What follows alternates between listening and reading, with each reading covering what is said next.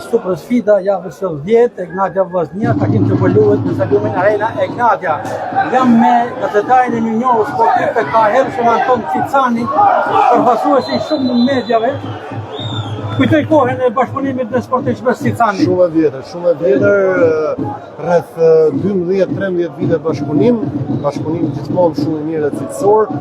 Ishte koha e nisën kur s'kishte internet akoma gac, edhe pastaj dolëm te interneti, edhe që gjithë gazeta print domethënë edhe ajo emocioni, kënaqësia për të shkruajtur në kompjuter ishte shumë e madhe.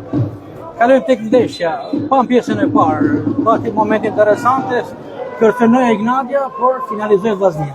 Unë mendoj që Vllaznia ishte shumë më mirë vendosur në fush, u duk qartë edhe nga presingu i lartë që bënte Vllaznia te Egnatia për ta detyruar që të luante me topa të gjatë, dhe në fakt një nga deficitet e pjesës parë për Egnatia ishte topat e gjatë, sepse duke pasur mbrojtjen që ka Vllaznia, shumë e vështirë që ti të luash me topat të gjatë, sidomos se Vllaznia i mungon sulmuesi kryesor Burić dhe kthehet problem. Pash një Vllazni e cila luante shumë mirë topin dhe dilte shumë shpejt, jo më kot erdhi dhe rasti i Kastratit që e humbi përballë portierit, por dhe nga këmbët e Kastratit erdhi dhe super goli i Kallaku.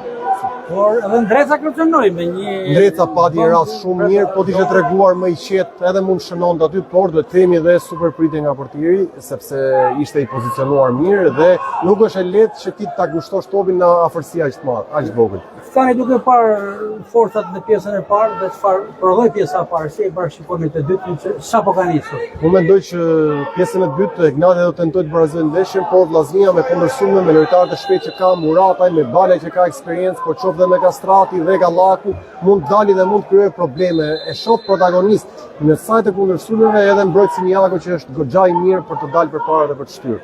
Dhe për shkuar më larg, ka nisur java e parë e fazës së dytë, Vllaznia kryesuse, në opinion po thuhet që Vllaznia më afër se kur titullit kampion. Si komenton Cicani? Spanjollët kanë gjithmonë një shprehje kalma, pra që të këmbët në tokë gjithmonë siç i kemi ne të dy këtu.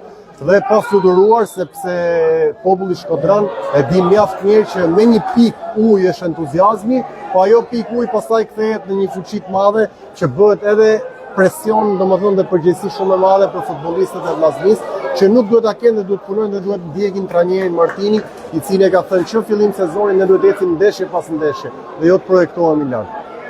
Ishim me Anton Cicani, një nga penat e spikatorëve të mediave sportive, në fakt më herët një kolegi imi, bashkërisht. Bashkëpunim në gazetën atëherë Sport Express se drejtohej nga një emër shumë i njohur si Fatmin Neri dhe me një staf të mrekullueshëm.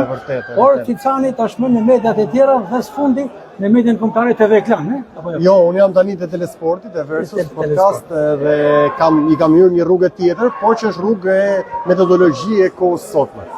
Anton Cicani, faleminderit për mendimin se dhat për pjesën e parë. Dhe suksese për këtë sezon dhe urime inshallah Shkodra arrin aty ku e presin gjithë. Kjo ishte lidhja e tretë drejt për drejt nga stadiumi Arena Egnatia, ku po luhet super sfida Egnatia Vllaznia. Deri në këtë moment rezultati është 0-1 në favor të Vllaznisë, me atë super gol të shënuar nga Sherif Kallaku 1 minutë nga mbyllja pjesës parë. Do të jemi së bashku në fund të takimit për të bërë një përmbledhje të gjithë historisë së kësaj ndeshje. Deri atëherë, mirupafshim.